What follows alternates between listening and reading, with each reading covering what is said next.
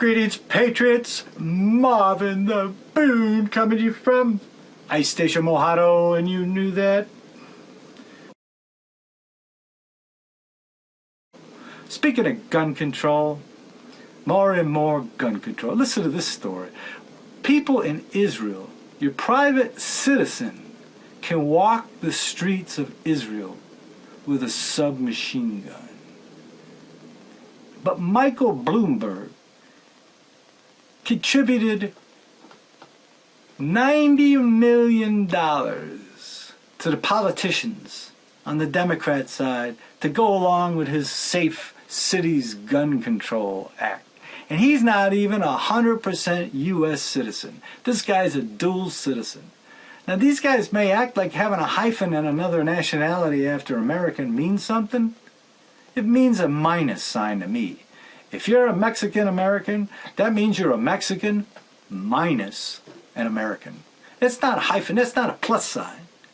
You want to be a Mexican and an American? Make that a plus sign. Why do you got a minus sign between them? Think about it, fellas. Think about it. Anyway, Bloomberg gives these fucking cocksuckers like Kamala Harris and all the rest of these Cory Bookers $90 million to get elected to push his gun control shit in America, while Israel sells ammo here. And citizens in Israel walk the streets with submachine guns, which means they're full auto, and they got a wall. Who's getting scammed, America? Now, I say all politics are local, like the Park District, Public Works, School District, behind my house. It's all local. That's the only battle I'm concerned with right now, is what they're pulling on me. Because they want to get rid of my ass so they don't have to pay me $3.5 million. And if you don't think that's a real figure, there's a library around the corner from here on the main drag. It's got another one of these Park District little playgrounds with the field house, the parking lot, and the basketball courts, with the soccer field that used to be an elementary school that they tore down, built houses, and then they put the library there next to the park.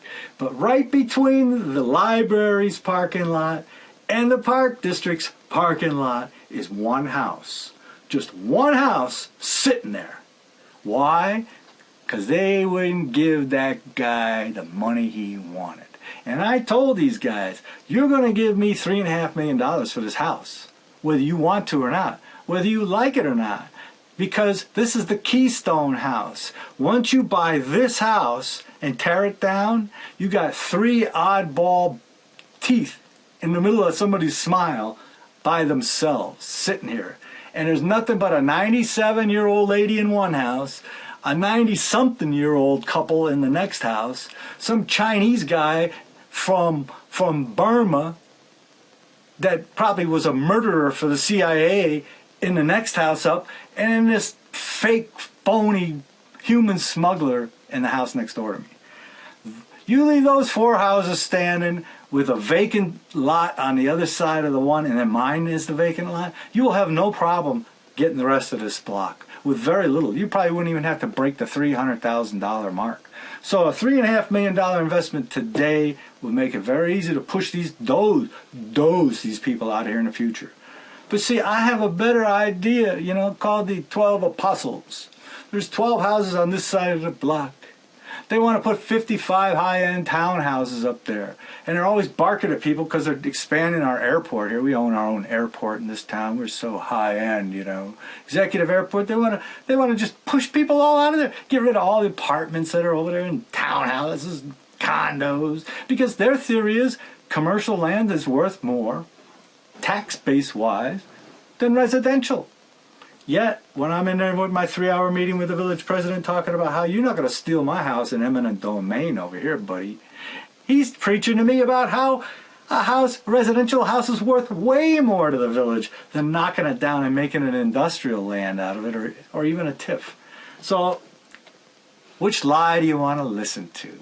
I prefer to shove it up their ass. And I told that guy that from the park district, the head planning guy at the park district. I told him, I said, listen, pal, you could give me $3.5 million now for the house, or you can have another house right in the middle of your project that you can't get near. And they've already run all kinds of infrastructure to my property line. I got a light pole in front of my house. I got a fire hydrant in front of my house. I got an electric box in front of my house. I got a pole behind my house that feeds all that stuff in front of my house. And they got unknown stuff, the crypt, under my house.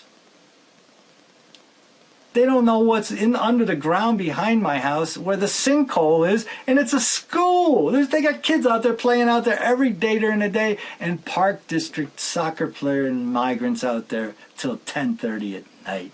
They're going to wait till one of those pipes lets go? They don't know if they're ceramic, concrete. They're not kryptonite. They were made in the 50s. I mean, I lived on Long Island. It's a big sandbar. People have septic tanks. Those things collapse all the time, man. They just cave in.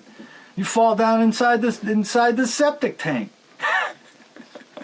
That's a big business. The guys get the big black trucks and they drive around sucking all that shit out of people's shit. I mean, those people wait so long to suck the septic tanks that they get 2 inches of shit floating in their front yard before they call a guy. So I know sinkholes happen. And there's voids under the ground back here because there are depressions all over the place. They've been trucking dirt back in there for 20 years trying to cover it up. You know, they're just putting off the inevitable. So all wars are local. My war today is with the village. They're going to try to get rid of my ass. They could try anything, man. They could come in and say I'm getting red flagged because I'm pissed off. I used the word cocksucker. I need to be gotten rid of. But ask a gay man, are you ashamed of being gay? Oh, no, I'm gay. Are you homophobic? Well, then what makes you gay versus a straight guy versus me? They're cocksuckers. I mean, that's what it is.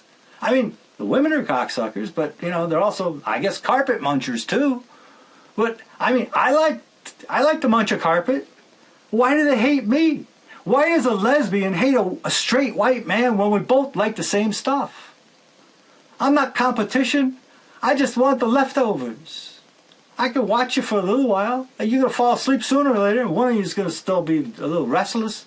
I mean, why are they so filled with hate? I mean, you'd rather share your girlfriend with some big 400-pound heifer walking around with a dildo and big horn-rimmed glasses, greasy hair, and stuffing all that stuff inside of a halter top? That's cool, though, because she's a lesbian, right? What do they call it now? A cisgender, binary, beta, meta, fucking anything but a cocksucker? I mean, if you like cock and you suck it, what are you ashamed of? I mean, I'm not going to talk about nursing, but you know what? I'm a mammal. I put a little time in on the titty. And you know what? Middle of the night, I like to grab onto one every now and then. I like a warm body. Personally, I'm not hung up on the age thing, you know. Young people hate old people. Old people call somebody a pedophile because they like... I got married when I was 19. I mean... I guess I was poking an 18-year-old before I got married. But I mean, because I'm going out with a teenager, does that make me a pedophile when I am a teenager? And I'm married to her? I mean, let's not get hung up on the age, fellas. I mean, think about it. You're going for a test drive in a Lamborghini.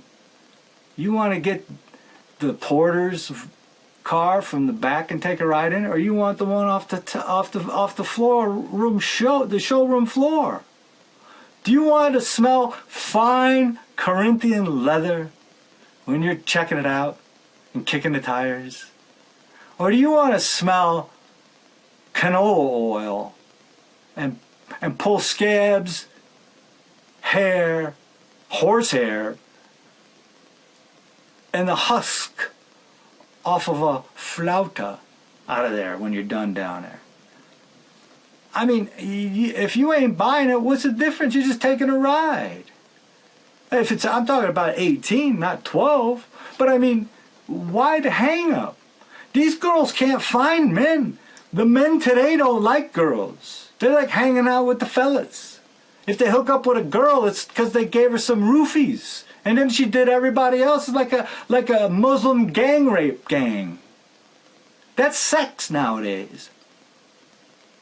I mean, they criticize the men for having a beard, and the women all shave their down there. Now, when in my day, the women stopped shaving the up there because they're women and they're feminists and they don't have to shave it anymore. But now they're shaving the down there. For who? For the guys? No, no, no, no, no. They're not, no. Why are they shaving it? Do you really think it feels better that way? It's more comfortable that way. It's cleaner. I mean, I haven't shaved in a couple of days, man. I'm not looking forward to it. You know, it's just such a laborious process. You know, especially this time of year. My beard grows out in like a month. I mean, this is just since Thanksgiving. And I hate trimming the damn thing. I just let it go wild until it's in my way and I just shave it off. Man, I'm at the point where I can't even drink soup anymore. It's just a mess. Blow my nose, forget about it. Strain the snot out of it with a comb after you blow your nose. I'm just like Jeremiah Johnson right now till the spring thaw. Puxahonty Phil's got nothing on me. Move over, I live with a couple of dogs. I'm lucky I ain't got fleas. You see, they don't care because they're so fucking important.